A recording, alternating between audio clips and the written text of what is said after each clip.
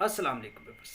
अगर आप चाहते हैं कि सिमल फॉर आर्सेनिक को अच्छे तरीके से फायर फायर प्रूफ कर लें, अच्छे तरीके से कैमोनार कर लें और ये वो कैमोनार हो जिसको आगे हम जारी कर लें, तो वो जो है अगर हम उसको तांबे पे या करी पे तरह करें तो उसको वो सॉलिड कर दे, मतलब उसको वो चांदी की फॉर्म में ले आए या वो उसको हिमलान कर दे और ये प्रोसीजर भी 7 या 8 दिन का हो, तो आप इस तरीके से कर सकते हैं।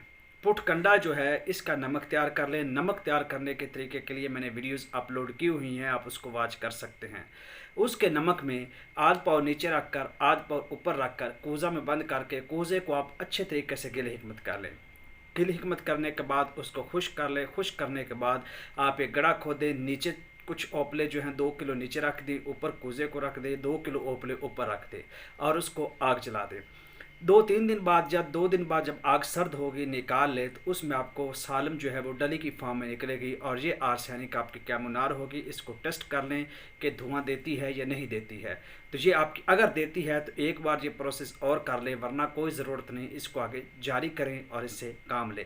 तो ये आर्सेनिक का यानी संख्या का कायम करने का एक इंतहाई आसान तरीका था जो मैंने आप लोगों के साथ शेयर किया। शुक्रिया।